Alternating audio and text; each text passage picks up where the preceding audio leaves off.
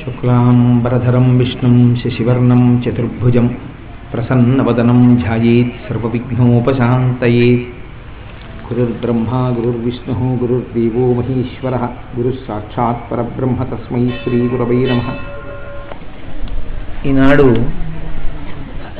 నన్ను మీ అందరూ ఇంత ఘనంగా సన్మానించడానికి కారణం ఏమిటో నాకు అర్థం కాలేదు. ఎందుచేత అంటే వంట నాది కాదు. కాళహస్తీశ్వర శతకాన్ని మహానుభావుడు ధూర్జటి రచన చేశారు. దాన్ని ఈశ్వరుడిచ్చిన 4 మాటలు మీ మ్రోలకి వచ్చి నేను 4 మాటలు చెప్పాను. దానికి ఇంత సత్కారం చేస్తే నాకు అసలు నోట మాట రావట్లేదు. మాటలు యథేచ్ఛగా మాట్లాడగలిగిన వాడిని మాట్లాడలేకుండా చేయగలిగిన శక్తి మీ సన్మానానికి ఉంది అని ఇప్పుడే గ్రహించాను. అయితే మీకు ఒక విషయం మనవి చేస్తాను. ఉపన్యాసాలు చెప్పడం కోసమని అనేక వేదికల మీదకి వెడుతుంటాం, ఊళ్ళు వెడుతుంటాం, ఎన్నో దేవాలయాల్లో మాట్లాడుతుంటాం. కానీ నాకు అబద్ధాలు చెప్పడం, లేకపోతే వేదిక మీద కూర్చుని ఎవరో పొగుడుతారనో లేకపోతే ఎవరో ఏదో అనుకుంటారనో నిష్కారణంగా పొగడ్డం కానీ ఇలాంటివి నాకు సుతారము ఇష్టం లేదు. ఈ మెట్లు దిగిపోయిన కోటేశ్వరరావు ఒకడు, ఈ మెట్లు ఎక్కి ఇక్కడ కూర్చుంటే కోటేశ్వరరావు ఖచ్చితంగా వేరొకడు. ఎందుచేత అంటే నేను ఇక్కడ కూర్చున్న తర్వాత కేవలం ఈశ్వర పాదములను నమ్ముకుని మాత్రమే మాట్లాడతాను. నేను ఆ పరమ భక్తితో నేను ఏది చెప్తున్నానో దాని మీద పూర్తి విశ్వాసంతో మాట్లాడతాను. కిందకి దిగిన తర్వాత కోటేశ్వరరావు వేరు. కాబట్టి ఇక్కడ కూర్చుని నేను ఎప్పుడైనా ఏదైనా చెప్తే అది సత్యమైతేనే నేను చెప్తాను. నేను ఎన్నో వేదికలకు వెళ్ళాను, మాట్లాడాను. కానీ కొన్ని వేదికలు మాత్రమే చిరస్మరణీయంగా నా మనస్సు మీద ముద్ర వేసి ఉంటాయి. కొన్ని వేదికలు అయితే ఎలా ఉంటాయంటే, మీరు మా దగ్గరికి 2 ఏళ్ల క్రితం వచ్చి మాట్లాడారండి అంటే నేను వచ్చానండి, చాలా సంతోషం అంటుంటాను. నేను వెళ్ళినట్టు కూడా నాకు జ్ఞాపకం ఉంటుండదు.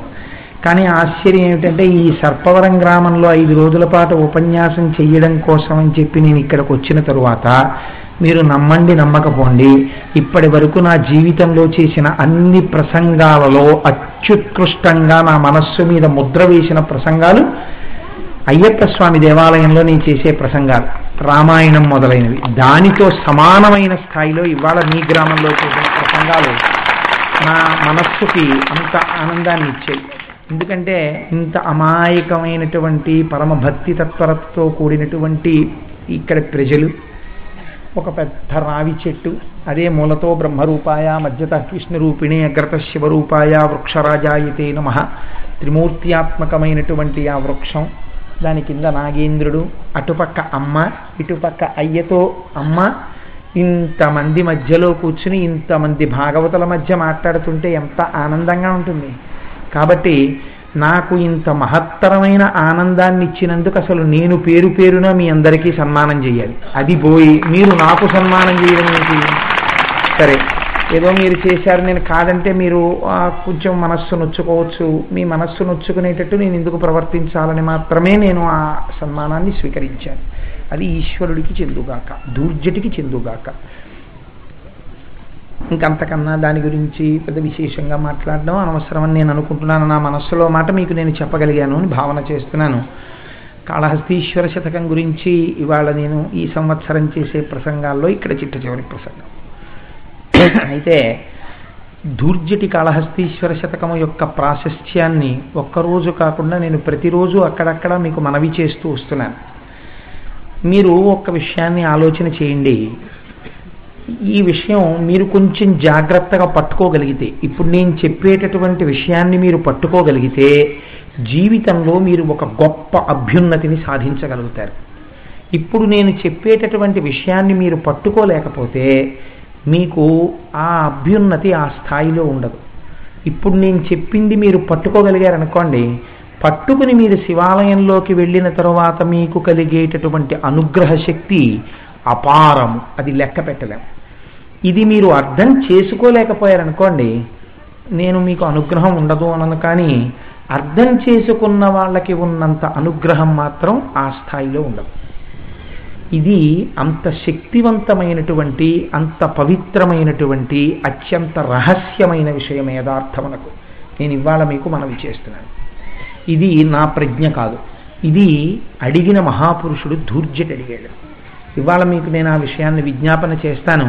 కొంచెం సావధాన చిత్తులై వింటే మీకు అందుతుంది. మీకు అందిందా మీరు ఒకటి గుర్తుపెట్టుకోండి.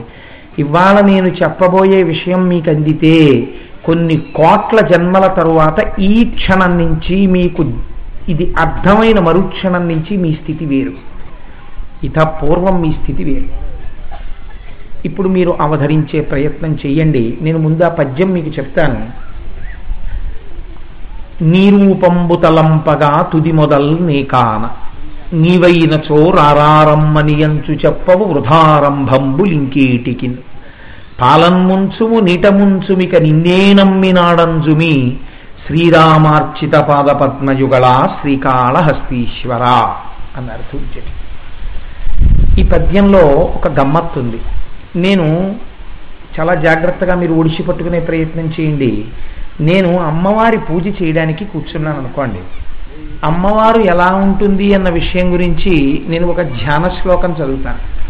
ఏదో సింధూరారుణ విగ్రహం త్రినయనాం మాణిక్య మౌళిస్ఫురత్ తారానాయక శేఖరాం స్మితముఖీం ఆపీనవక్షోరుహాం పాణిభ్యాం అళిపూర్ణరత్న చషకం రక్తోత్పలం బిభ్రతీం లలితాపరాభట్టారికా స్వరూపాన్ని నేను అలా భావన చేస్తానంటే ఇక్కడ ధ్యానం చేస్తాను. అంటే నా ఎదురుగుండా ఉందా అమ్మవారు? నా ఎదురుగుండా లేదు, కానీ శబ్దశక్తితో నేను ఏం చేస్తానంటే ఒక క్యాన్వాస్ గీస్తాను. అంటే మీకు ఒక ఉదాహరణ చెప్పాలంటే చిత్రకారులు ఉంటారు. వాళ్ళు ఏం చేస్తారంటే ఒకసారి ఒకరిని చూస్తే ఆ చూసిన విషయాన్ని వారు కుంచె పట్టుకుని రంగుతో మళ్ళీ గీసేస్తారు.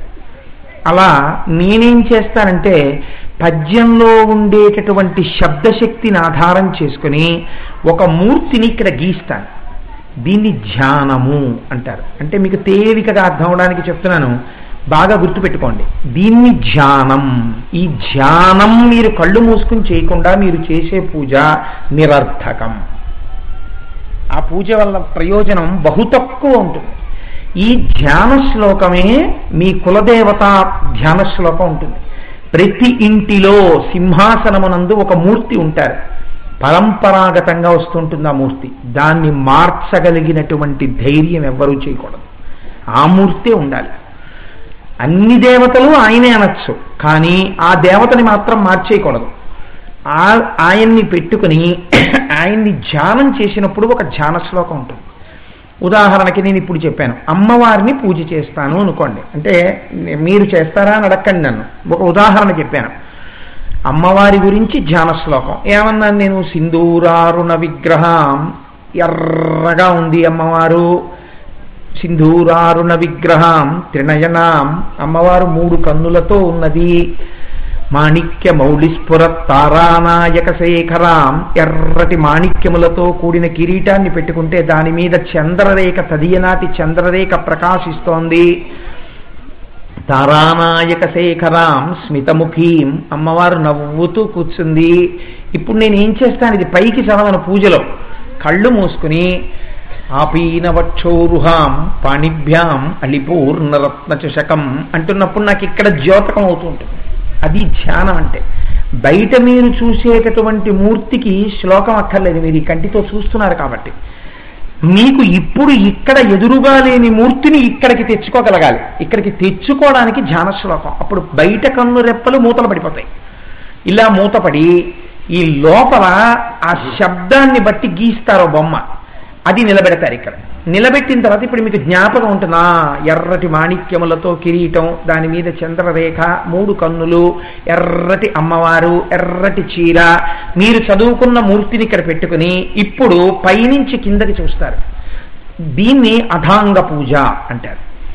ఇప్పుడు అమ్మవారికి కుంకుమార్చన చేసేస్తారు, ఆవిడ పాదాలు చూసేస్తారు. ఇవన్నీ ధ్యానమునందు చేయవలెను. ఈ ధ్యానం చేసే మూర్తి ఎవరో మీరు ఇక్కడ పట్టుకోగలిగారు అనుకోండి, అప్పుడు మీరు పూజ చేయగలరు. లేకపోతే మీకు అర్థం కాలేదనుకోండి, ధ్యాన శ్లోకం ఏదో చెప్పేశారనుకోండి, సింధూరారుణ విగ్రహం త్రినయనాం మాణిక్య మౌళిస్ఫురత్ తారానాయక శేఖరాం స్మితముఖీం ఆపీన వక్షోరుహాం అంటే ఏంటంటే నేను అడిగాను అనుకోండి, ఏమోనండి నాకు తెలియదు, ఎవరో చెప్పారు చదివానండి అన్నారు. ఇప్పుడు మీరు శ్లోకం చదివారు, కానీ ఆ శ్లోకము చేత ప్రతిపాదింపబడినటువంటి అమ్మవారి మూర్తి ఎలా ఉందో మీకేమైనా తెలుసా? మీకేం తెలియదు. ఏమీ తెలియనప్పుడు ఆ మూర్తి ఇక్కడ ఎలా నిలబడుతుంది? మీరు ఎలా ఉన్నారో ఇంతకుముందు అలాగే ఉంటారంటే ఆ మూర్తి ఏమీ ఇక్కడ నిలబడదు కొత్తగా. కాబట్టి ఇప్పుడు మనస్సు ఎక్కడ లగ్నమైంది? ధ్యానం అని పేరంతే. కానీ ధ్యానం అని పేరు చెప్పినా ఎక్కడ నిలబడింది? నిలబడలేదు. అమ్మవారి గురించి ధ్యానం చేసామనుకోండి, మనస్సుని నిలబెట్టడం తేలిక. ఎందుకంటే ఆ మూర్తి మీకు తేలిక దొరికిపోతుంది. ఆ కిరీటం పెట్టుకుంది, ఎర్రగా ఉంది, ఎర్ర చీర కట్టుకుంది, ఇవన్నీ మీకు అర్థమైపోతుంది ఒకసారి గుళ్ళో చూస్తే. అప్పుడు చూశాం కదా, అలా ఉందన్నమాట అమ్మవారు అంటారు. నేను శ్రీ మహావిష్ణువుని పూజ చేశాను అనుకోండి, మేఘశ్యామం పిత కౌశేయవాసం శ్రీవత్సాంకం కౌస్తుభోద్భాసితాంగం అంటారు. అంటే నల్లటి మేఘం ఎలా ఉంటుందో అలాంటి రంగుతో పట్టు పీతాంబరం కట్టుకుని ఉన్నాడు. ఇప్పుడు కూడా నాకు అర్థమైపోతుంది శ్రీ మహావిష్ణువు ఇలా ఉంటారు. ఏ గుళ్ళోనూ చూస్తాను వెంకటేశ్వర స్వామిని, 4 భుజాలు ఉంటాయి, ఇలా శంఖచక్ర గదా పద్మాలు పట్టుకుంటారు. ఇక్కడ నేను బొమ్మ గీసుకోగలను, ఇక్కడ ధ్యానం చేయగలను. బాగా పట్టుకోండి, ఇప్పుడు చెప్తున్నాను. మీరందరూ శివాలయానికి వెళ్తారు కదా, శివాలయానికి వెళ్ళని వాళ్ళు లేరు, అందరూ శివాలయానికి వెళ్తారు. శివాలయంలో అభిషేకం చేసే ముందు ధ్యాన శ్లోకం ఏమి నాకు చెప్పండి. ఏమిటి ధ్యాన శ్లోకం?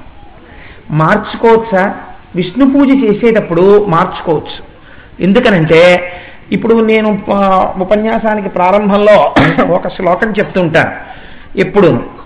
ఆ శ్లోకం చెప్పచ్చు వెంకటేశ్వరుడి మీద, లేదా మేఘశ్యామని చెప్పుకోవచ్చు, లేదా కస్తూరి తిలకం లలాట పలకే అని కృష్ణుడిగా చెప్పుకోవచ్చు, లేదా ఆపదామపహత్తారం అని రాముడిగా చెప్పుకోవచ్చు. శివాలయంలోకి వెళ్ళి శివలింగాన్ని చూస్తున్నప్పుడు ధ్యాన శ్లోకం అభిషేకం చేసే ముందు మీ ఇష్టం వచ్చింది మీరు చదవడానికి అవకాశం ఉన్నదా? అలా కుదరదు. ఎందుకు లేదు అంటే అది యజుర్వేదము చేత ప్రోక్తము, అలాగే చూడమని చెప్పింది వేదం. ఎలా చూడమని చెప్పింది? ఇక్కడే అభిషేకం చేసినప్పుడు అర్థమైన వాడికి, అభిషేకం చేసినప్పుడు అర్థం కాని వాడికి పెద్ద తేడా వచ్చేస్తుంది. శివాలయంలో అందరూ శివాలయానికి వెడతారు. శివాలయానికి వెళ్ళే కొంతమంది అపారమైన శక్తి పొందేస్తారు, కొంతమంది బహు తక్కువ శక్తి తీసుకుంటారు. ఎందుకు తీసుకుంటారు? ఇప్పుడు మీరు చాలా జాగ్రత్తగా పట్టుకోండి ఈ పద్యాన్ని, ఈ శ్లోకాన్ని. ఆపాతాళన భస్తలంత భువన బ్రహ్మాండమా విస్ఫుర జ్యోతిస్ఫాటిక లింగమౌళి విలసత్పూర్ణిందువంతామృతై అస్తోకప్లుతమేకమీశమనిశం రుద్రానువాకాన్ జపన్ ధ్యాయేత్ ఇప్సిత సిద్ధయే. మధ్యలో పెట్టేశారు తీసుకెళ్ళి, ధ్యాయేత్ ఈప్సిత సిద్ధయే ధ్రువపదం విప్రోభిషించేచ్చివం బ్రహ్మాండ వ్యాప్తదేహ భసిత హిమరుచాభాసమానా భుజంగై కంఠే కాళా కపర్దా కలిత శశికలశ్చండ కోదండహస్తా త్రిక్షా రుద్రాక్షమాలా సులలిత వపుషశాంభవామూర్తిభేదా రుద్రాశ్రీ రుద్రసూక్త ప్రకటిత విభవాన ప్రయచ్చస్తు సౌఖ్యం.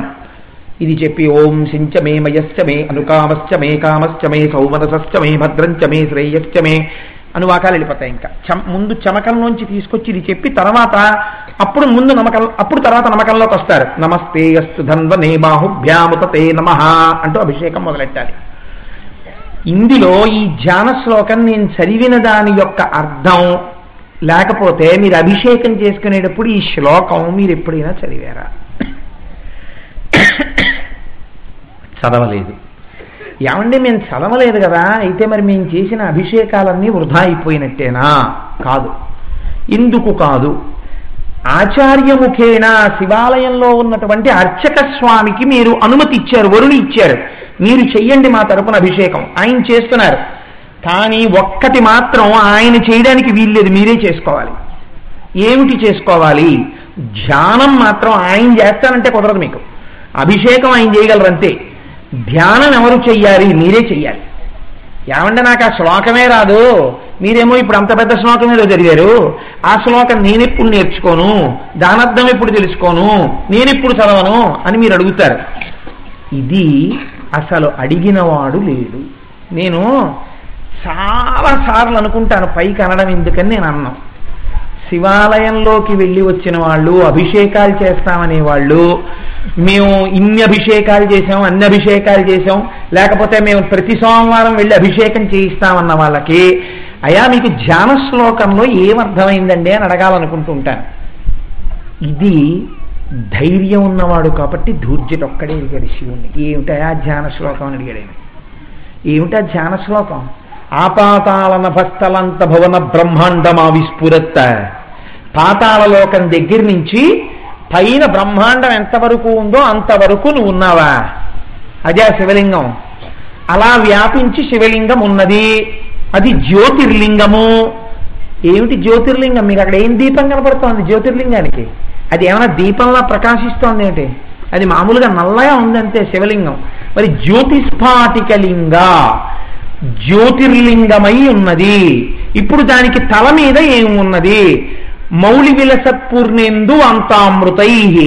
ఆయన అలా వెళ్ళిపోతే ఆ పైన తల మీద ఒక చంద్రవంక ఉన్నది, చంద్రబింబము. అది కరిగి అమృతము ఆయన మీద పడుతోంది. అలాంటి శివుణ్ణి నువ్వు ధ్యానం చెయ్యి.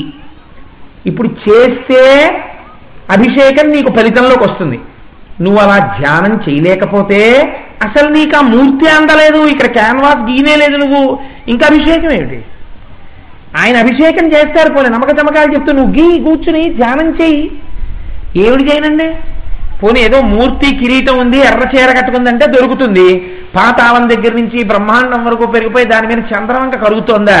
అంతటా నిండిపోయి బ్రహ్మాండమామి స్ఫురత్తో కోడిగుడ్డులో ఉందా? అదేనా శివుడంటే? భావన చేయి మనసులో. ఏమిటా శ్లోకం? ఎవడు భావన చేయగలడు ఇప్పుడు? పాతాళలోకం దగ్గర నుంచి ఆ బ్రహ్మాండం వరకు అంతా కలిసిపోయి ఓ కోడిగుడ్డు అయిపోతే, ఈ కోడిగుడ్డు మీద చంద్రుడుంటే, చంద్రుడు కరిగి అమృతం పడితే ఈ కోడిగుడ్డంతా తడిసిపోతే అదే నేను చూస్తున్నటువంటి శివలింగం అని మీరు ఇక్కడ భావన చేస్తుంటే, అక్కడ ఆయన అభిషేకం చేసేస్తుంటే మీరు అలా చూస్తూ కూర్చోవడం కాదు, మీరు కళ్ళు మూసుకొని ఆయన మళ్ళీ మీ దగ్గరికి వచ్చాయా మంత్రపుష్పానికి లేవండి అనే వరకు మీరు చేయవలసింది అది. మీరు కళ్ళు మూసుకుని లోపల అలాగే ధ్యానం చెయ్యాలి. ఇప్పుడు దూర్జట ఒక్కడే అడిగేది విషయం. ఇలా అడిగిన వాడిని నేను ఇప్పటి వరకు చూడలేదు. నేను యథార్థంగా చెప్తున్నాను. అసలు చాలా కాలం నాకే ఉండేదాన్ని ఈ అనుమానం, ఏమిట్రా ఈ ధ్యాన శ్లోకం అసలు అనుకునేవాడిని. పెద్దల అనుగ్రహం, గురువుల అనుగ్రహం అందిందనుకోండి. ఇప్పుడు మీకు ఒక్క విషయం నేను మనవి చేస్తాను చూడండి. ఇది మీకు ధ్యానమునందు అందే విషయమేనా అన్నారు. కాబట్టి ఆయన అన్నాడు, దూర్జటి ఏమిటయా శివ, నీ దగ్గరికి వచ్చి కూర్చుంటున్నాను నేను, బోలెడంతమంది వచ్చి పాల ప్యాకెట్లు ఇచ్చేవాళ్ళు, ఏదో పళ్ళరసాలట్టుకు వచ్చేవాళ్ళు, అభిషేకం చేసుకుంటున్నామని టికెట్లట్టుకు వచ్చేవాళ్ళు, అక్కడ కూర్చునేవాళ్ళు, వీళ్ళందరినీ పట్టుకెళ్ళి వాళ్ళేమో ఓ అభిషేక మంత్రాలు చదివేస్తున్నారా వాళ్ళు?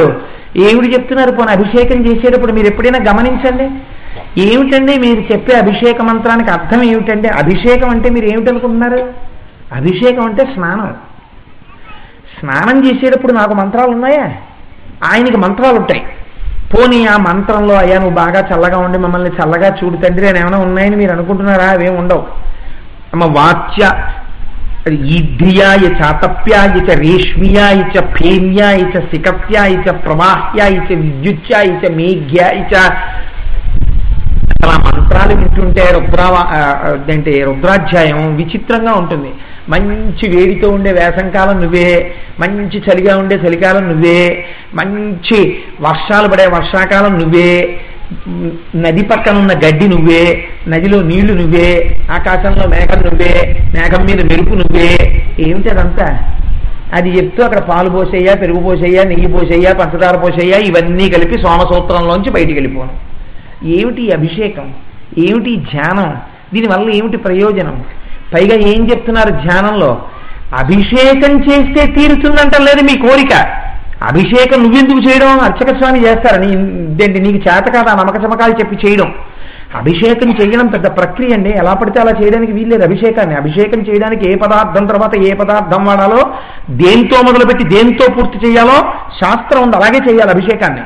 మన ఇష్టం వచ్చినట్టు చేయడానికి కుదరదు. కాబట్టి అలా చేయడానికి అర్చక స్వామి ఉన్నారు. మీ ప్రజ్ఞ నా ప్రజ్ఞ అక్కర్లేదు.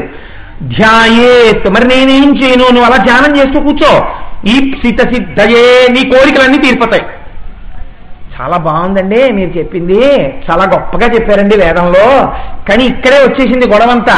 నీ రూపంబు తలంపగా తుది మొదలు నే కాన. నువ్వేమో పాతాళలోకం నుంచి అక్కడ వరకు ఉన్నావు కోడిగుడ్డాకారంలో అంటావు. అసలు అది ఏడు జరిగి తుది ఎక్కడ మొదలెక్కడ? ఇదిగో ఇక్కడ మొదలవుతోంది పాతాళంలో అనడానికి నేను చూసి వచ్చాను. పాతాళలోకం పైన ఎక్కడో ఉంటుందండి మొదలని చెప్పడానికి చంద్రబింబం దాకా నేను వెళ్ళొచ్చానా ఎప్పుడైనా? నేను చూసింది ఏమన్నా చెప్పు. ఎర్రచీర కట్టుకుందంటే నాకు తెలుసు ఎర్రచీర ఎలా ఉంటుందో. ఎర్రగా ఉంటుందంటే నాకు తెలుసు, ఎర్రగా ఉన్న వాళ్ళని చూశాను కాబట్టి.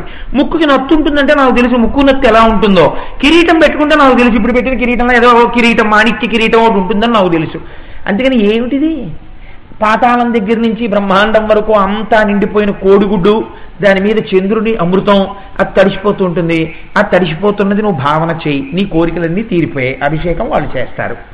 ఏమిటయా ఇది? నీ రూపంబు తలంపగా తుది మొదలు నే కాన. నువ్వేమంటున్నావు? అలా ధ్యానం చేయి, నీ కోరికలు తీరుతాయంటున్నావు. నాకు అసలు తుది కనబట్టలేదు, మొదలు కనబట్టలేదు, నేనేమిటి ధ్యానం చేయను? పోన్లేవయ్యా, అలా నీకు కనపడకపోతే ఏం పర్వాలేదు, నీకు ఇంకో మాట చెప్తానని ఎప్పుడైనా చెప్పావా నువ్వు? తుది మొదలు నీ కాన, నీవైనచో రా రా రమ్మను అంచు చెప్పవు.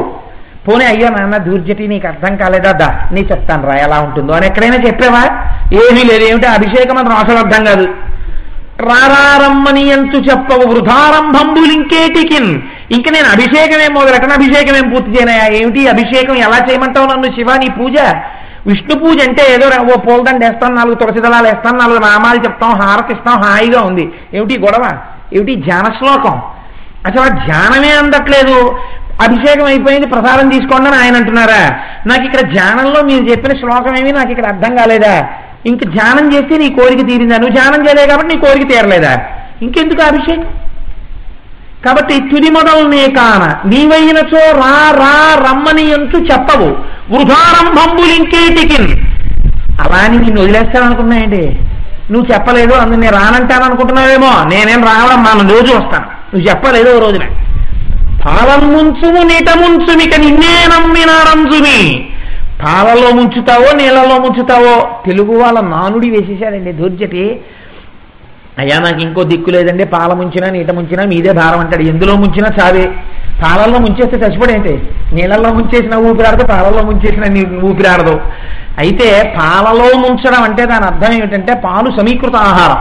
పాలు జ్ఞానమునకు గుర్తు, తెల్లగా ఉండి సత్వగుణంతో ఉంటాయి. కాబట్టి నాకు ఆ జ్ఞానం ఇస్తావో జ్ఞానం ఇవ్వకుండా చేసేస్తావో నీ ఇష్టం, కానీ నేను మాత్రం నిన్నే నమ్ముకుంటాను, ఇవ్వాలి ఆ జ్ఞానం ఒక రోజున. కాబట్టి పాలం ముంచుము నీట ముంచుమిక నిన్నే నమ్మినాడంజుమి. పోనీ ఇక్కడతో వదిలేస్తే దూర్జటి చాలా గొప్పగా ఉండేది ఈ పద్యం. ఇంకొక పెద్ద బరువు తెచ్చి పారేశారు. శ్రీరామార్చిత పాద పద్మయుగల. అర్థం కానటువంటి వాడికి మళ్ళీ పాదాలు ఏంటి అసలు? శ్రీరాముడి చేత అర్చింపబడిన పాదములు గలవాడ శ్రీకాళహస్తీశ్వర.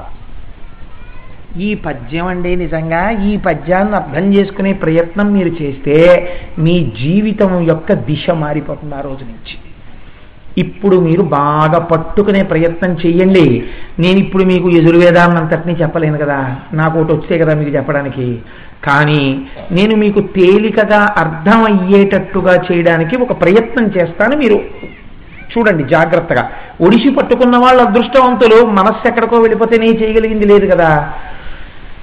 బ్రహ్మాండములంతటా శివుడే పరివ్యాప్తమై ఉన్నాడు. ఇప్పుడు అంతటా నిండిపోయినటువంటి ఈ బ్రహ్మాండములన్నీ కలిపేస్తే ఎలా ఉన్నాయి? ఒక కోడిగుడ్డులా ఉన్నాయి. పాతాళలోకం దగ్గర నుంచి ఊర్ధ్వలోకాల వరకు ఎన్ని లోకాలున్నాయని మీరు అనుకుంటున్నారో అన్ని లోకాల వరకు, అన్ని లోకాలని ఇలా పైనుంచి గీత గీసుకుంటూ వచ్చారనుకోండి. బాగా అర్థం చేసుకోండి. పై లోకం ఎక్కడుందో అక్కడి నుంచి అంతెత్తు మిమ్మల్ని పెంచి పెన్సిల్తో గీత గీయి అన్నారనుకోండి. మీరు ఆ వ్యాప్తి చెందిన దాన్ని అలా గీత గీశారనుకోండి. గీత గీస్తే ఇది బ్రహ్మాండమా విస్ఫురత్. ఇది ఒక పెద్ద కోడిగుడ్డు. ఇప్పుడు అంత కోడిగుడ్డు అయితే మీకెందుకు, ఇంత కోడిగుడ్డు అయితే మీకెందుకు? ఇప్పుడు ఇంత కోడిగుడ్డు చేసుకోండి దాన్ని. ఇందులో ఉన్నాయన్నీ కోడిగుడ్డులా ఉంది ఈ బ్రహ్మాండాలన్నీ కలిపి. ఇప్పుడు దీని మీద ఏముంది? మౌళి విలస పూర్ణేందు అంతామృతై. దీని మీద చంద్రుడు ఉన్నాడు. చంద్రుడు ఏం చేస్తాడో మీరు ఆలోచించండి జాగ్రత్తగా. సూర్యుడికి చంద్రుడికి ఒక తేడా ఉంది. సూర్యుడు ప్రకాశం ఇస్తాడు, చంద్రుడు ప్రకాశం ఇస్తాడు. సూర్యుని యొక్క ప్రకాశమునందు తాపమున్నది, మీరు భరించలేరా వేడిని, ఇలా కన్నెత్తి మీరు చూడలేరు. చంద్రునికి వెన్నెలా ఉన్నది, చల్లతనము కూడా ఉన్నది. ఆయన చల్లటి కిరణములతో ఉంటాడు, అందుకే ఆయనకి హిమకరహ అని పేరు. ఏం సత్యనారాయణ? హిమకరహ అని పేరు. కాబట్టి ఆయన చల్లటి కిరణములతో ఉంటాడు. ఆ ఆఫీస్లో అస్తమానం ఆ హిమకర తత్వం గురించి మా సత్యనారాయణతో మాట్లాడుతుంటాను, అందుకని అడుగుతుంటాను. అందుకని చల్లటి కిరణములతో చంద్రుడు ఉంటాడు. ఇప్పుడు ఈ చల్లటి కిరణములతో ఉండేటటువంటి చంద్రుడు ఈ కోడిగుడ్డులా ఉన్నటువంటి ఈ బ్రహ్మాండములన్నీ కలిపితే శివలింగం. ఈ శివలింగం మీద ఉన్న చంద్రుడు ఏమవుతాడంటే కరుగుతాడు. చంద్రుడు కరిగిపోవడం అంటే మీరు ఒకటి గుర్తుపెట్టుకోండి, చంద్రుడు కరగడం అంటే అండి కొవ్వొత్తి కరిగిపోయినట్టు కొన్నాళ్ళకి అసలు కనపడకుండా పోవడమా, అది కాదు. కరగడం అంటే ఏమిటో తెలుసా అండి? అక్కడే ఉన్నటువంటి చంద్రుడు తిరిగి ద్రవరూపాన్ని పొందుతాడు. ఈ ద్రవరూపాన్ని పొందినప్పుడే అమృతత్వం అవుతుంది. అమృతపు యొక్క బిందువులుగా పడతాడు. ఈ అమృత ధార సన్నగా కరిగి కోడిగుడ్డు మీద పడుతుంటుంది. ఈ సన్నటి ధార చేత ఈ బ్రహ్మాండ రూపంలో ఉన్నటువంటి ఈ కోడిగుడ్డు రూపంలో ఉన్న బ్రహ్మాండ రూపంలో ఉన్న శివలింగం తడిసిపోతుంటుంది, చల్లగా ఉంటుంది. ఇవాళ కాదు, రేపు కాదు, రాత్రి కాదు, పగలు కాదు, ఎప్పుడూ ఆ ధార పడుతూనే ఉంటుంది. అలాగా చంద్రబింబం ఇచ్చి పడుతుంటే ఏమవుతుంది? తడిసిపోతాడు. తడిసిపోతే మరి ఈ ధారలన్నీ అలా కిందకొచ్చి ఎక్కడ పడిపోతున్నాయి? ఇదే గమ్మత్తు. ఆయన ఏం చేస్తాడో తెలుసా అండి? మళ్ళీ ఈ ధారలు పట్టి శివుడు మళ్ళీ తన తల మీదకి ఇలా పోస్తుంటాడు. కోటగుమ్మం సెంటర్లో ఉంటుంది మీకు ఆ మూర్తి. అది మళ్ళీ శివుడి మీదకే వెళ్ళిపోతుంటుంది అమృతధార. ఇలా లోకమంతా ఎప్పుడూ చల్లగా ఉంటుంది ఈ బ్రహ్మాండ రూపంలో ఉన్న శివలింగం. ఇలా మీరు మనస్సులో చూడడం మీకు చేత కాదేమోనని అదే శివాలయంలో పెడతారు. ఇప్పుడు మీరు చూడండి, ఈ బ్రహ్మాండములన్నీ కలిపి ఎంతవరకు ఉన్నాయో దాన్ని మీరు పెన్సిల్తో గీత గీసి దాన్ని కొంచెం చిన్నది చేసేసి ఆ చిన్నదాన్ని పట్టుకొచ్చి మీరు శివాలయంలో పెట్టేస్తే లింగ రూపంలో అదే బ్రహ్మాండములన్నీ నిండిపోయినటువంటి శివుడు. ఇప్పుడు ఈ శివుడి మీద చంద్రబింబం ఏది? ధారాపాత్ర. అందుకే ధారాపాత్రలోంచి నీళ్లు పడకుండా శివలింగం మీద ఉండవచ్చా? మహాపచారం అలా ఉండకూడదు. దాని యందు సన్నటి దర్భ కానీ ఏదైనా పెట్టి బొట్టు బొట్టు బొట్టు బొట్టు ఎప్పుడూ పడుతూనే ఉండాలి. అదేమిటంటే తడిసిపోతోంది కదా శివలింగం. తడిసి ఉంటేనే ఊరు చల్లగా ఉంటుంది. శివలింగం తడవకుండా వేడెక్కిపోతే ఊరు అంటుకుంటుంది. అంటే ఈ ఊళ్ళో ఉన్న వాళ్ళకి మనశ్శాంతి ఉండదు. పొలమూరు అనుకుంటానమ్మా, పొలమూరేనా దేవి గారు? ఆ నీళ్లలో శివలింగం. ఆ పాలంగి అని పశ్చిమ గోదావరి జిల్లాలో ఒక శివాలయం, నీటిలో ఉంటుంది శివలింగం. తెలియక అది ఎలా వస్తుందో కూడా తెలియదు ఆ నీరు గర్భాలయంలోకి. ఆ నీరు తోడేశారు. ఒకసారి తోడేస్తే ఊరంతా కాలిపోయింది. కాలిపోతే శివాలయంలో నీళ్లు తోడడం వల్లే ఊరు కాలిపోయిందని కొంతమంది అన్నారు. ఇదంతా అర్థం లేని వ్యవహారం అని చెప్పి ఆ ఊళ్ళో చిత్రం ఏమిటంటే మళ్ళీ శివాలయంలోకి నీరు వచ్చేసి శివలింగం ఆ నీటిలో మునిగిపోతుంది. నేను వెళ్ళాను ఆ శివాలయానికి. వెడితే వాళ్ళు నాకు ఆ శివలింగాన్ని దర్శనం చేయించడం కోసమని మోటార్లతో నీరు తోడారు. అంతా తోడలేదు, శివలింగం పైభాగం కనపడేటట్టుగా పాపం వాళ్ళు నా ఎందున్న ప్రీతి చేత ఆ నీటిని తోడేసి ఆ నీళ్లలో కొంచెం ముందుకెళ్ళి మీరు ఆ శివలింగాన్ని ముట్టుకోండి అన్నారు. ఆ శివలింగాన్ని ముట్టుకుంటే నాకు ఒళ్ళు జల్లు మంది. నిజంగా అంత అద్భుతం, అంత చల్లగా ఉంటాడు ఆయన. 2-3 పర్యాయాల ఊళ్ళో ఏమైందంటే తెలియక దీనికి ఊరికి సంబంధం ఏమిటని నీళ్లు తోడేశారు మోటార్లతో. ఇక్కడ నీరంతా అయిపోయి శివలింగం పైకి రాగానే మళ్ళీ ఊరడ్డుపోయేది. ఇప్పటికీ ఆ ఊళ్ళో శివలింగం నీళ్లలోనే ఉండి నేను కొంతమందిని తీసుకెళ్లి దర్శనం చేయించాలని కూడా అనుకుంటున్నాను ఈ మధ్య ఆ శివాలయానికి. నీటి మీదే హారతిని విడిచిపెడతారు. విడిచిపెడితే ఆ అరికి డొప్ప హారతితో శివలింగం దగ్గరికి ఎడుతుంది. నైవేద్యం ఆ నీటికి యువతల కూర్చునే నైవేద్యం పెట్టేస్తారు, ఆ శివలింగానికి అందుతుంది తప్ప నీటిలోంచి తీయరు. నీటిలో శివలింగం ఎక్కడుందో మీరు గుర్తుపట్టడానికి పైనున్న ధారాపాత్రని బట్టి గుర్తుపట్టాలి అక్కడ ఉంది శివలింగం. కాబట్టి నీటి బొట్టు శివలింగం మీద పడాలా పడకూడదా? పడి తీరాలి. ధ్యాన శ్లోకం చెప్తోంది, నువ్వెవరు కాదనడానికి? స్పష్టంగా చెప్పేస్తోంది ధ్యాన శ్లోకం. ధ్యాయేత్ ఈప్సిత సిద్ధయే. అలా మనం ఏమంటాం? లోకమంతా చల్లగా ఉండాలండి అంటాం. లోకమంతా చల్లగా ఉండడం అంటే ఏమిటి అర్థం? శివాలయాల యందు అభిషేకములు జరిగితే లోకమంతా చల్లగా ఉంటుంది. మన సనాతన ధర్మమునకున్న గొప్పతనం ఏమిటో తెలుసా అండి? ఎవరు మా పక్షంలో ఉన్నారో వాళ్ళకే అభ్యున్నతి కలగాలని ప్రార్థనలు చేస్తామని చెప్పడం. లోకమంతా చల్లగా ఉండడానికి శివాలయంలో అభిషేకం అంతే. సనాతన ధర్మమునందు వాళ్ళ వీళ్ళ అలా ఏముండదు, అందరికీ జరుగుతుంది మేలు. ప్రతి వాళ్ళకి ఉపకారము జరగవలసినదే. దాని కొరకే బ్రహ్మాండమా విస్ఫుర జ్యోతిస్ఫాటికలింగ మౌళి విలసత్పూర్ణేందువాంతామృతై అస్తోకాప్లుతమేకమీశమనిశం. ఇదొక్కటే ఉన్నది, ఇంకొకటి లేదు ప్రపంచంలో. ఇదొక్కటే, ఈ శివుడు ఒక్కడే ఉన్నాడు. ఈ శివుడు తడిసిపోతుంటే చల్లబడుతుంటే లోకమంతా చల్లగా ఉంటుంది. అదేమిటంటే అలా ఎలా ఉంటుంది? నేను మీకు ఉదాహరణ చెప్తాను. నా కొడుకు పాండిచేరిలో ఉన్నాడు. నా కొడుకు పుట్టినరోజు వచ్చింది.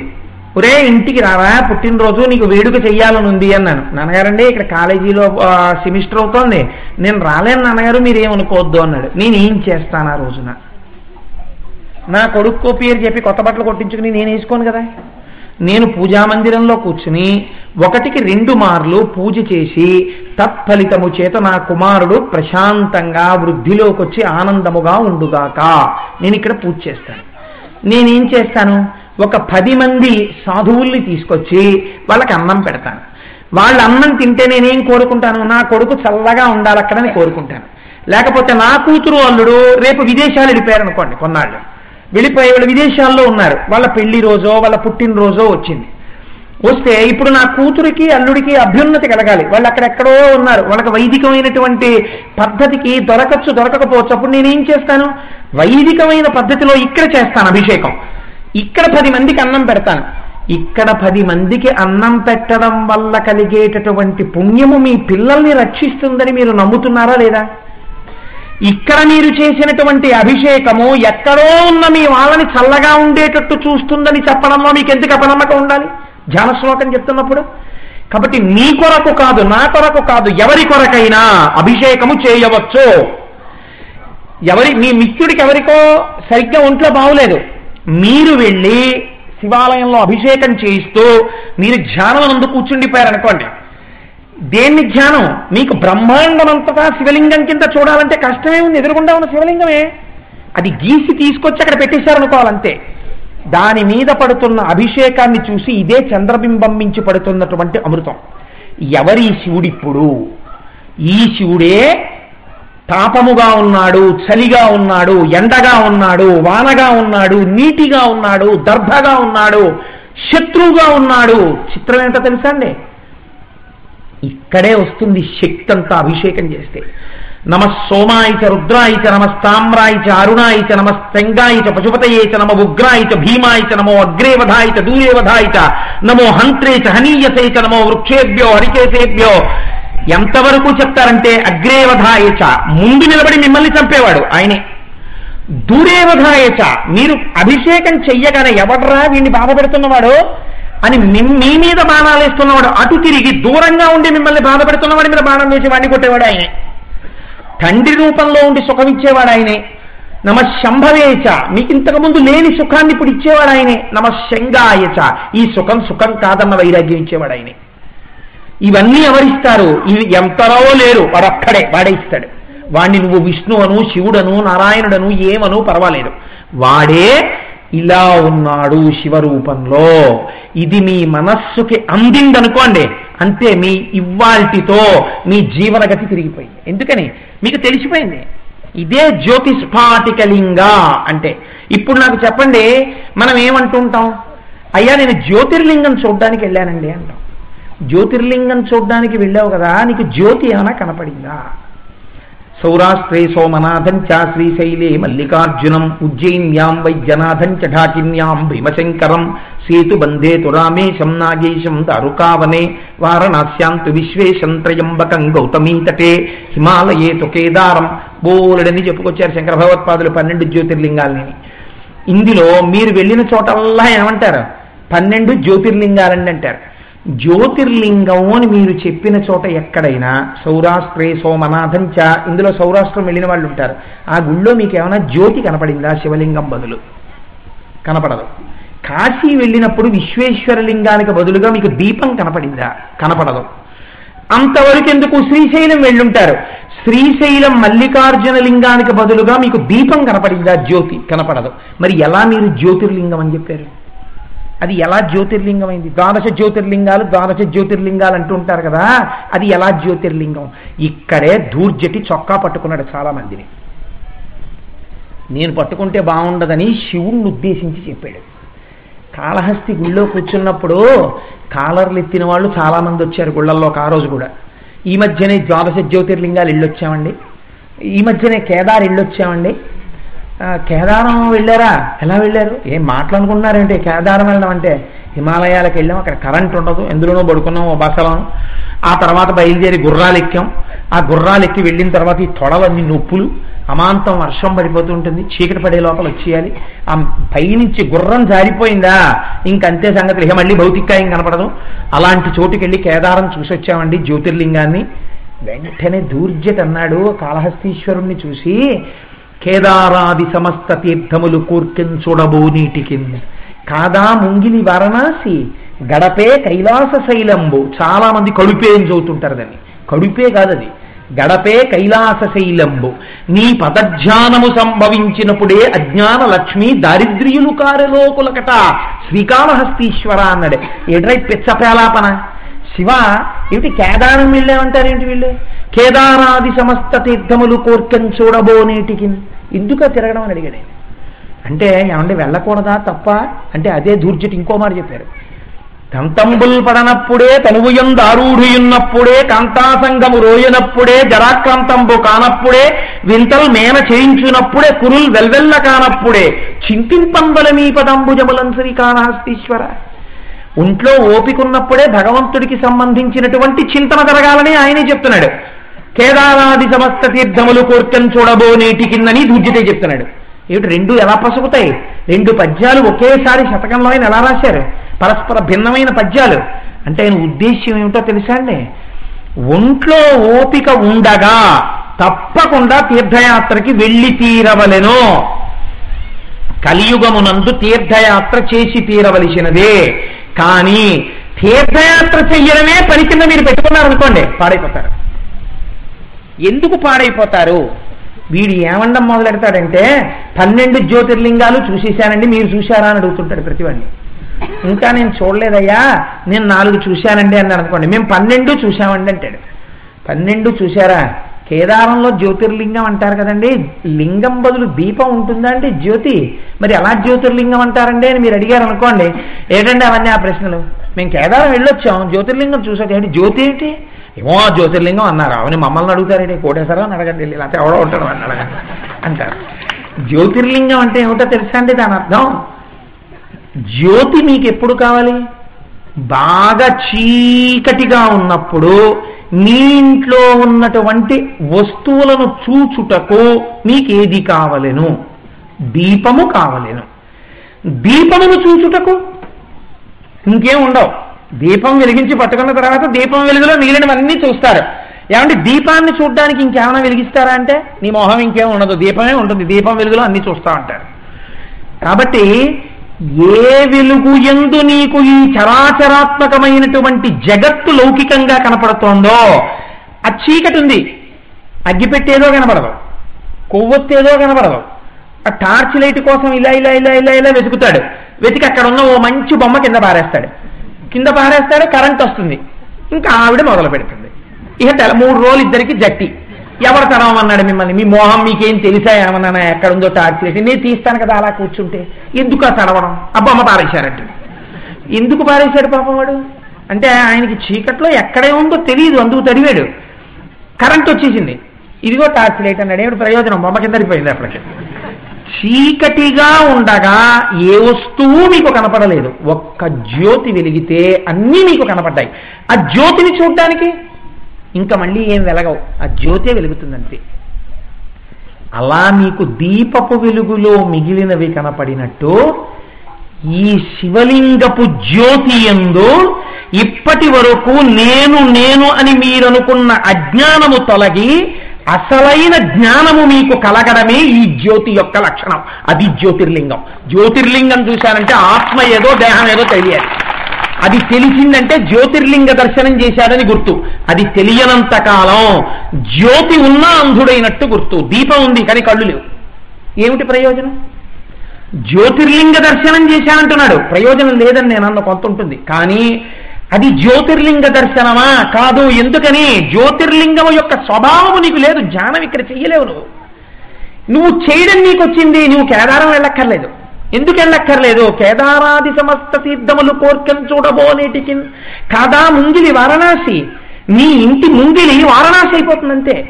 అదేమిటంటే మా ఇంటి ముంగిలి వారణాసి ఎలా అవుతుంది అంటే, ఆయన ఏం చేస్తుంటాడు, ఇలా కూర్చుంటాడు, కూర్చుని లోపల చేస్తూ ఉంటాడు పారాయణ నమక చమకాలు, లోపల చేస్తుంటాడు. లేకపోతే ఎదురుగుండా శివలింగాన్ని పెట్టుకుని దాని మీద పోస్తూ ఉంటాడు అభిషేక జలాలు, వరుసలో పెట్టుకుంటాడు.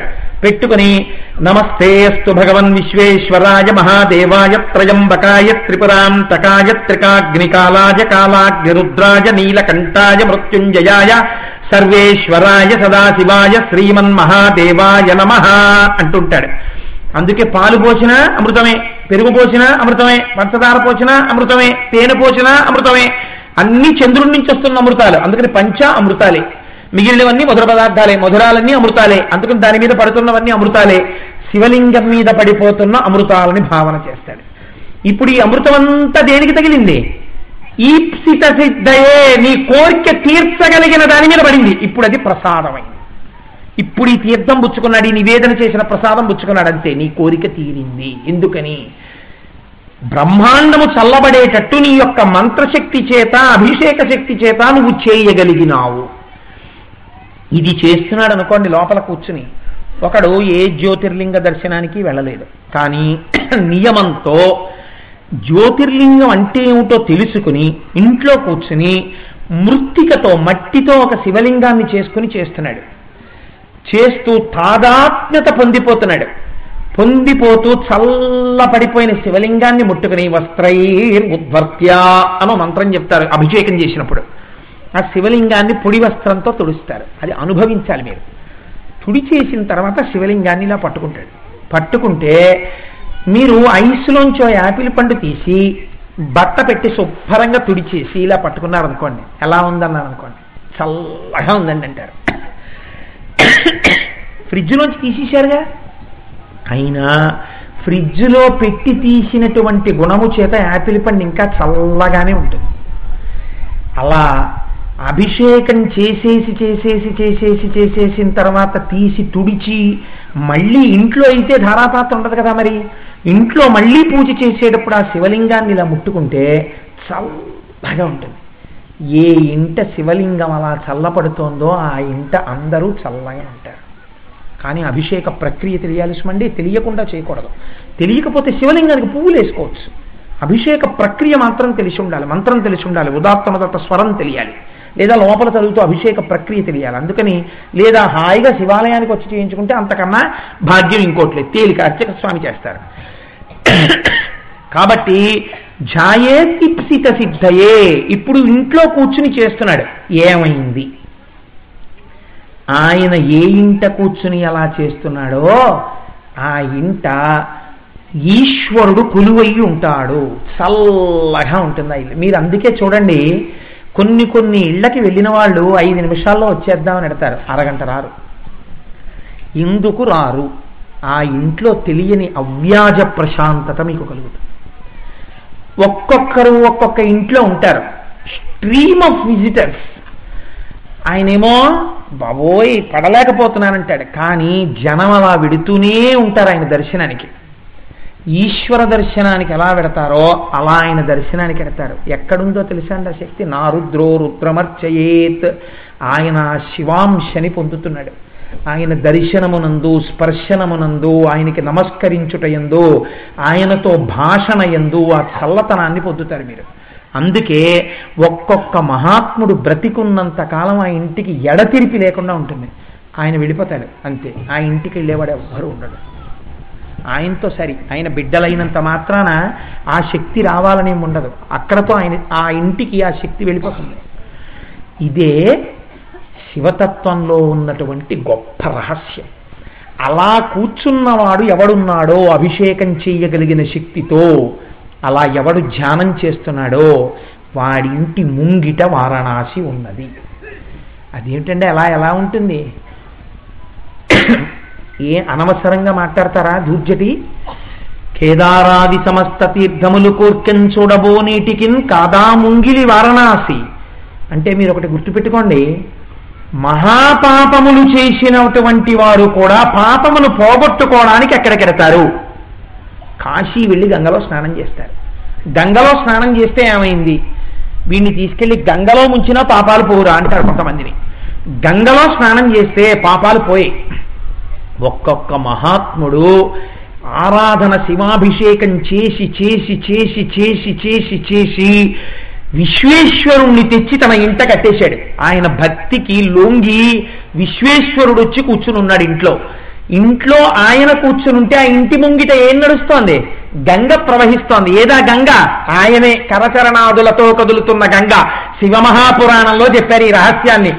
ఏ ఇంట ఏ మహానుభావుడు గొప్ప శివభక్తుడై రహస్యములు తెలిసి శివార్చన చేస్తాడో, ఆయన శివార్చన చేసి పూజామందిరంలోంచి బయటికి రాగానే ఆయనని ఎవరు దర్శనం చేశారో కన్నులతో వారి ఖాతాలో త్రివేణీ సంగమంలో స్నానం చేసినటువంటి పుణ్యాన్ని ఖాతాలో వేస్తారు శాస్త్రంలో.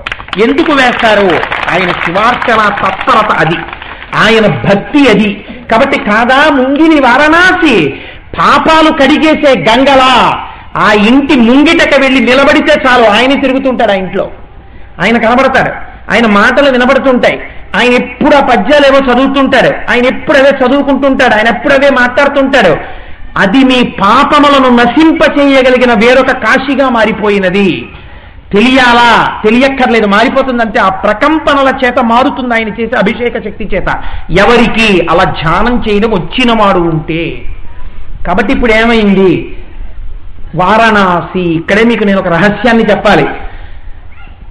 పుండలీకుడు అని ఒక మహానుభావుడు కాశీపట్టణానికి వెడుతున్నాడు స్నానం చేయడానికి. భార్యను తీసుకుని తల్లిదండ్రులను వదిలిపెట్టేసి తల్లిదండ్రుల్ని చూడటం ఎందుకని వాళ్ళని వదిలేసి వెళ్ళిపోతున్నాడు. వెళ్ళిపోతుంటే ఒక రోజు తెల్లవారుజామున నడిచి వెళ్ళిపోతున్నాడు. ఆ రోజుల్లో ట్రైన్లు బస్సులు లేవుగా, అరణ్యంలో నడిచి వెడుతున్నాడు కాశీకి. భార్యతో కలిసి నడుస్తుండగా ఒక చిత్రమైనటువంటి సన్నివేశాన్ని చూశాడు. ఒక మహర్షి యొక్క ఆశ్రమ వాటిక ఉన్నది. ఆ ఆశ్రమ వాటిక ముందు గంగా నది, యమునా నది, సరస్వతి నది స్త్రీ రూపాలలో వచ్చారు. వచ్చి 3 చీపుర్లు పుచ్చుకొని ఆశ్రమం తుడుస్తున్నారు. తుడుస్తుంటే వాళ్ళు మాట్లాడుకునేటప్పుడు సరస్వతి, గంగా, యమున అని పిలుచుకుంటున్నారు. ఆయన ఆశ్చర్యపోయి వీళ్ళ పేర్లవా లేకపోతే వీళ్ళే నిజంగా గంగా యమునా సరస్వతులా అని వెళ్ళి అడిగాడు. అమ్మ, మీరు ఒకరినొకరు గంగా యమునా సరస్వతి అని పిలుచుకుంటున్నారు, మీరు ముగ్గురు నిజంగా గంగా యమునా సరస్వతులా పేర్లు పెట్టుకున్నారా అని అడిగాడు. లేదయ్యా, నేను గంగా, ఈవిడ యమున, ఈవిడ సరస్వతి, తదధిష్టాన దేవతలం, మేము స్త్రీ రూపాలు పొంది తెల్లవారుజామున వచ్చి ఈ మహర్షి యొక్క ఆశ్రమాన్ని తుడుస్తామన్నారు. అన్నన్నా ఎంత మాట! అందరూ వచ్చి మీలో ములుగుతారా? మీరు వచ్చి ఈయన ఆశ్రమం తుడుస్తారా? ఎందుకు తుడుస్తారని అడిగాడు. మహాపాపాత్ములైనటువంటి వారు కూడా వచ్చి తమ పాపాలు పోగొట్టుకోవడానికి మాలో ములుగుతారు. వాళ్ళ పాపాలు పోగొట్టగలిగినటువంటి శక్తి రోజు రోజు పొందడానికి మేము ఈ మహర్షి యొక్క ఆశ్రమాన్ని తుడుస్తాం. ఈ మహర్షి యొక్క గొప్పతనం అటువంటిది. గంగ రావడం ఏమిటండి? గంగా, యమున, వారణాసి వచ్చాయి. అప్పుడే పుండలీకుడు తల్లిదండ్రులకి సేవ చేస్తే పాండురంగడు వచ్చి వెయిటింగ్ గాడ్, నేను వచ్చేవరకు ఆ రాయి మీద నించో అంటే ఇలా నించున్నాడు. అందుకే పాండురంగడు ఒక్కడే నడుమి చేతులు వేసుకుని నించుంటాడు. కాబట్టి కాదా ముంగిలి వారణాసి గడపే కైలాస శైలంబు. గడప అంటే ఏమిటో తెలుసా అండి? ఇది మీరు అమ్మ బాబోయ్ దూర్జటి ప్రజ్ఞకి ఈ 2 పద్యాలు ఆలవాలములు. అందుకే ఇవాళ ప్రసంగాలు పూర్తి చేస్తున్నాను కదా అని ఈ పద్యాన్ని అనుసంధానం చేద్దాం. అర్థమైన చాలా మంది జీవితాలకి ఒక అమృత వర్షం కురుస్తుంది అని నేను ఇవాళ ఈ పద్యాలు చెప్తున్నాను. కాబట్టి కాదా ముంగిలి వారణాసి గడపే కైలాస శైలంబు. గడప కైలాసం ఏమిటండి అంటే వారణాసి అంటే గడపకి ఈవల గంగ ప్రవహిస్తోంది.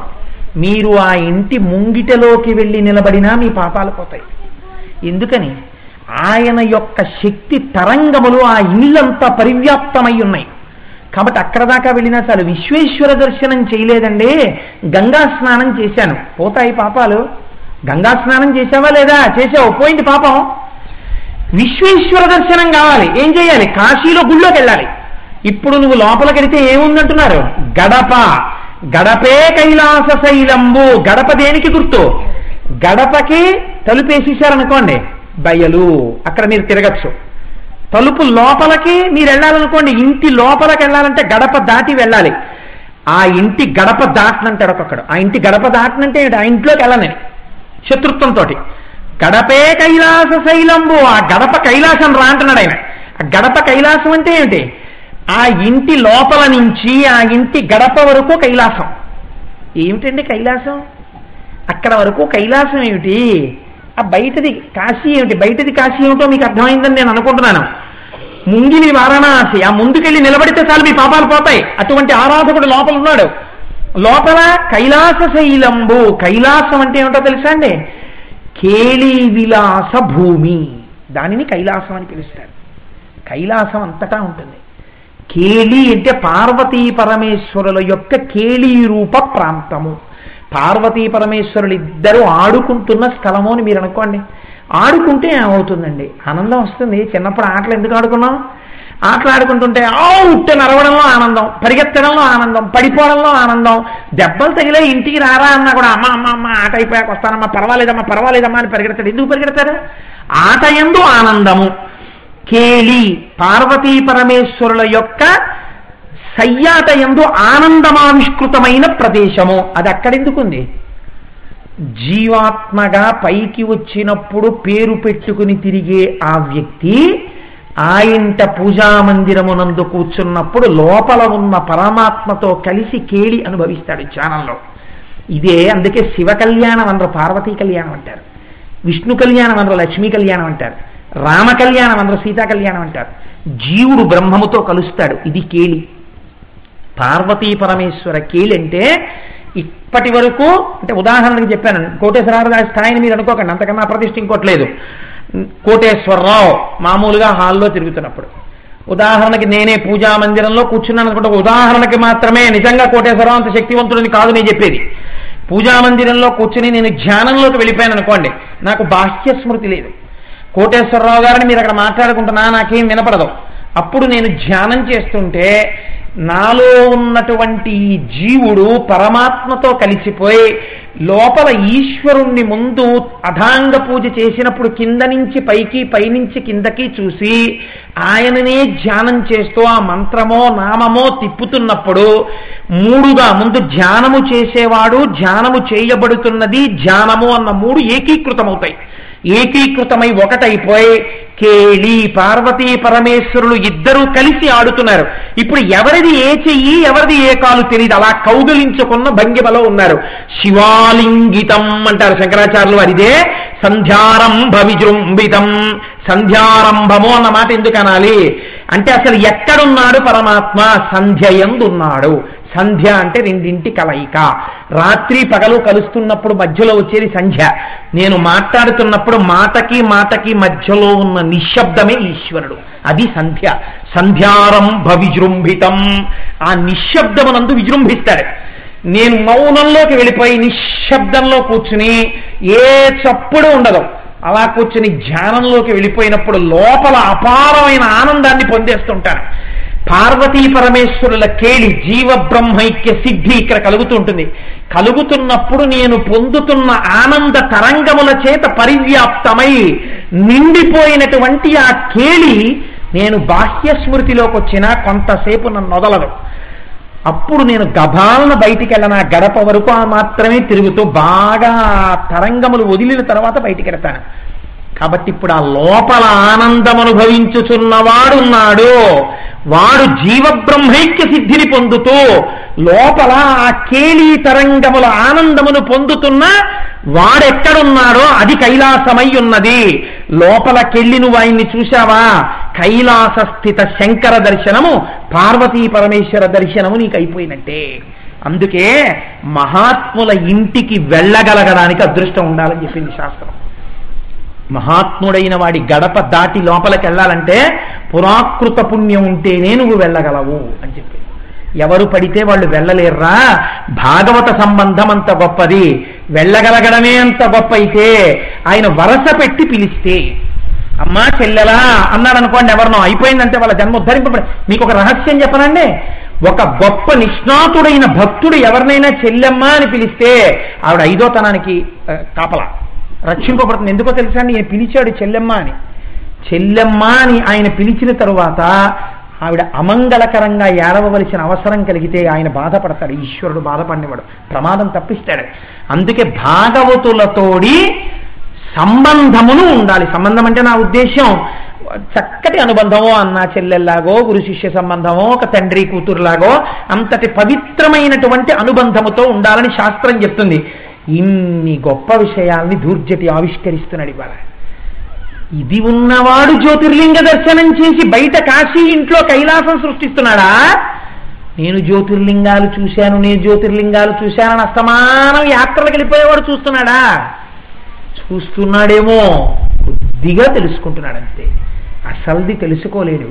ఇంటిలోనే కూర్చుని చూస్తున్నవాడు ధ్యానమునందు అన్నీ చూస్తున్నాడు. కాబట్టి ఇప్పుడు మళ్ళీ వెనక్కి రండి పద్యాన్ని. ఎక్కడికి?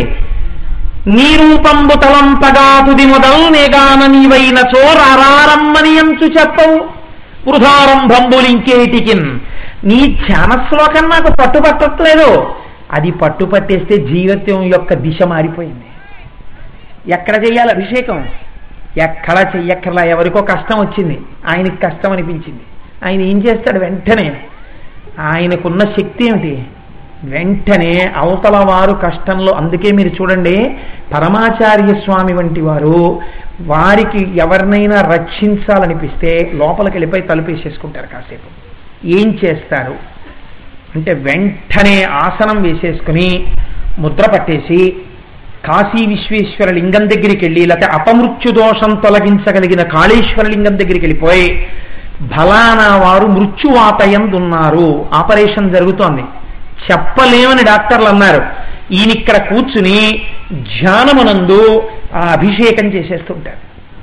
నమక చమకాల పారాయణ చేస్తూ అక్కడ ఎంతసేపు జరిగిందో అంతసేపు అభిషేకం చేసి విశ్వాసం వాడు బ్రతికాడు అంటారు. డాక్టర్ గారు బయటకు వచ్చి బతికాడండి అంటారు. పరమాచార్య స్వామి చేసి చూపించారండి ఇలాంటివి. ప్రమాదంలో ఉంది మా అమ్మగారు, బతికుందో లేదో కూడా నాకు తెలియదంటే ఒక ఆయన అరిటాకు మీద నిలబడి గెంతారైన, తన ఒంటికి రాసుకున్న విభూతి కింద పడింది, పొట్లం కట్టించి మీ అమ్మ నోట్లో వెయ్యి అన్నారు. డాక్టర్లు చచ్చిపోయి తీరుతుందన్నారు, ఈ విభూతి పట్టుకెళ్ళి ఆవిడ నోట్లో వేశారు. ఆవిడికి తెలివి వచ్చేసింది. ఎలా వచ్చింది? అపమృత్యు దోష నివారణ చేసి ఆయుర్దాయం ఇవ్వగలిగినటువంటి వాడు శంకరుడు, ఈశ్వరుడు, శివుడు. వాణ్ణి ఆరాధన చేసిన వాడు ఆ శక్తిని పొందుతాడు. ఆ స్థితికి నారుద్రో రుద్రమర్చయే, ఆయనకి శివుడికి భేదం ఉండదు, ఆ స్థాయిని పొందేస్తాడు. కాబట్టి నీకు ఆ ధ్యాన శ్లోకం చాలా అవసరం. గట్టిగా పట్టుకో. పట్టుకుంటే ఏమవుతుంది? నీకు దిశానిర్దేశం అలవాటు అవుతుంది. నీ వారిని నువ్వు రక్షించుకోగలవు, నిన్ను నువ్వు రక్షించుకోగలవు. శివాలయంలోకి వచ్చి, అందుకే నిశ్శబ్దం శివాలయంలోకి వెళితే, అర్చక స్వామికి ఇచ్చి అర్చక స్వామి పట్ల అమర్యాదగా ప్రవర్తించడం కానీ, ఆయన మీద కేకలు వేయడం కానీ, దెబ్బలాడడం కానీ చేయకూడదు. ఎందుకంటే శివుడి యొక్క 8వ వంతు అర్చకుడిగా ఉంటాడు. మీకు లేదు అధికారం నందికి శివుడికి మధ్యలోకి వెళ్ళడానికి, ఒక్క అర్చక స్వామికే ఉంటుంది, ఆయన వెళ్ళవచ్చు. మీరు ఆయనకి ఇచ్చేసి ఆయన అభిషేకం చేస్తుంటే మీరు ధ్యానంలో కూర్చుని ఆ చల్లబడుతున్నటువంటి ఆ అభిషేకం అవుతున్నటువంటి శివలింగాన్నే లోపల చూస్తూ కూర్చుంటే, మీరు అలా కూర్చోగా కూర్చోగా కూర్చోగా కూర్చోగా మీకు ఏ కోరిక ఉందో ఆ కోరిక తీరగలిగిన శక్తి ఈశ్వరానుగ్రహము చేత ప్రసరింపబడుతుంది. ధ్యాయేత్ ఈప్సిత సిద్ధయే. కాబట్టి శంకరా, నాకు ఈ ధ్యాన శ్లోకం అవగతం కావట్లేదు, పట్టుబడట్లేదు. మొట్టమొదట్లో ఎవరైనా ఈ మాట చెప్పవలసిందే. మాకు అర్థమైపోయిందండి అని ఎవరైనా అంటారా? ఇప్పుడు అందులో చెప్పిందే శివాలయంలో పెడతారు, అర్థం కాదేమో అని. అందుకే చంద్రుడికి బదులు ధారాపాత్ర పెడతారు, అందులోంచి నీరు పడుతుంటుంది, శివలింగం చల్లబడుతుంటుంది. అదేంటండి బట్ట కట్టేశారు కదా, మళ్ళీ నీళ్లు పోస్తున్నారు ఏంటండి, మళ్ళీ అలా తడుస్తోంది ఏమిటండి అనకూడదు. శివలింగం తడుస్తూనే ఉండాలి. అందుకే 2 మాటలు మనం వాడతాం. శివుడు అభిషేక ప్రియుడు, విష్ణువు అర్చనకి ప్రియుడు. అలంకార ప్రియో విష్ణు అభిషేక ప్రియో శివ. అంటే అభిషేకం ఆయనకి ప్రియం కాదు, అభిషేకం నువ్వు చేస్తే సంతోషించి నీ కోరిక తీరుస్తాడు. కాబట్టి దేనితో అభిషేకం? అన్నీ ఆయన ఇచ్చినవైతే దేనితో అభిషేకం అంటే నీ శక్తి కొలది పట్రా. నీకు డబ్బు ఉంది, చక్కగా పాలు పెరుగు నెయ్యి వెన్న తేనె అన్ని పట్టుకురా. నీకు డబ్బు లేదు, చెంబుడు నీళ్ళు అట్టుకొచ్చిపోయి చాలు. శివుని శిరమున కాశిన్ని నీళ్లు జల్లి పత్తిరి సుమంత నెవ్వాడు పారవయిచు కామధేనువు వానింటి గాడి పశువు అల్ల సురశాఖ వానింటి మల్లె చెట్టు అంటాడు మహానుభావుడు. కాబట్టి నీకు ఏదుందో అది పట్టుకొచ్చి అభిషేకం జరుగుతోంది, ఒక్కసారి దర్శనం చేయి చాలు. శివాలయానికి వెళ్ళి ఆ చల్లబడుతున్న శివలింగాన్ని చూస్తూ ఒక్కసారి కూర్చో, నిశ్శబ్దం మౌనం, ఏం మాట్లాడక అక్కడ. అలా ఓసారి మనస్సులో అభిషేకం జరుగుతూ చల్లబడుతున్న శివలింగమే సమస్త బ్రహ్మాండములు అని అనుకో. ఆ బ్రహ్మాండం అంతా కలిసి శివలింగంగా వచ్చిందనుకో. ఆ చల్లబడుతున్నది ఇప్పుడు ఏమైంది? నీ మనసులో పడుతున్న చల్లతనం నీ వారెవరికో కష్టం వస్తే నువ్వు బాధపడాలి, వేడి కన్నీరు కార్చాలి.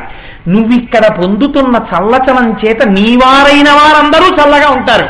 కాదు కాదు, ఏమీ లేకపోయినా శివాలయంలో అభిషేకం జరిగిపోతోంది, ఊరంతా చల్లగా ఉంటుంది. ఒక ఊళ్ళో శివాలయంలో ఖచ్చితమైన అభిషేకం జరిగితే ఊరంతా చల్లగా ఉంటుంది.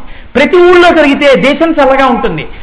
అందుకని శివాభిషేకం అంత గొప్పది. ఇది దూర్జటి అడుగుతున్నాడు. నీవైనచో రారమ్మని అంచు చెప్పవు, మరి శివుడు చెప్పమని అడగడం ఏమిటి అంటే, మనకి ఒక శ్లోకం చెప్తాం మనం. ఎప్పుడైనా పూజ చేసినా ఎక్కడికైనా వెళ్ళినా ఏం చేసినా ఒక మాట చెప్తాం. సదాశివ సమారంభాం శంకరాచార్య మధ్యమాం అస్మదాచార్య పర్యంతాం వందే గురు పరంపరాం. ఇది పరంపర. మా ముత్తాత గారు సంపాదించిన ఆస్తి మా తాతగారికి వెళ్ళింది, మా తాతగారు సంపాదించిన ఆస్తి మా తండ్రి గారికి వెళ్ళింది, మా తండ్రి గారు సంపాదించిన ఆస్తి నాకు వచ్చింది. నువ్వు సంపాదించలేదు, మీ ముత్తాత గారు ఎవరో కదా సంపాదించింది. అయినా ఆ పరంపరలో నేను పుట్టాను, నాకు వచ్చేస్తుందంటే ఆస్తి. అలా సదాశివుడితో ప్రారంభమైనటువంటి గురు పరంపర మధ్యలో ప్రకటముగా శంకరాచార్య స్వామి వారి చేత బలపడింది. ఇప్పుడు మాకు ఎవరు గురువుగా ఉన్నారో ఆ గురువు గారు సదాశివ స్వరూపమే, ఆయన శివుడే. కాబట్టి ఇప్పుడు నీకు ఆ ధ్యానం ఎలా చెయ్యాలో తెలియాలి, ఎవరి వలన తెలియాలి. రారమ్మని ఎంచు చెప్పవు, దానికి చెప్తానని చెప్పి చెప్పడానికి ఒకనాడు శివుడే గురువు రూపంలో వచ్చి నీకు చెప్తాడు. రారమ్మని ఎంచు చెప్పవు వృధారంభంబులింకేటికిన్. అలా అని మానేస్తాననుకుంటున్నావా నీ దగ్గరికి రావడం? నాకు నమ్మకం ఏమిటో తెలుసా, ఎప్పుడో అప్పుడు నువ్వే ఒక గురువు రూపంలో వచ్చి మాట్లాడి నిన్ను ఎలా అర్చించాలో మాకు చెప్పేసి, ఇలా అర్చించరా నన్ను నీకు భాగ్యం ఇస్తానని చెప్పి అర్చించేటటువంటి విధానాన్ని మాకు నేర్పేసి మా చేత అలా ధ్యానం చేయించేసి నువ్వు ధ్యానం చేసేసావని మాకు ఫలితాలు ఇచ్చేస్తావు. అలా నువ్వు వస్తావు ఒకనాడు, చెప్తావు తప్పకుండా మాకు. వృధారంభంబులింకేటికిన్ పాలం ముంచుము నీట ముంచుము ఇక నేనమ్మినారంజుమి. నాకు ఆ నమ్మకం ఉంది ఈశ్వర. ఇదే ఇంకొక చోట ఈ భావననే నువ్వు వచ్చి చెప్తావు, మమ్మల్ని రక్షిస్తావు. ఇదే మార్చి ఒక చోట ఈ విశ్వాసాన్ని చెప్తారు దుర్జటి.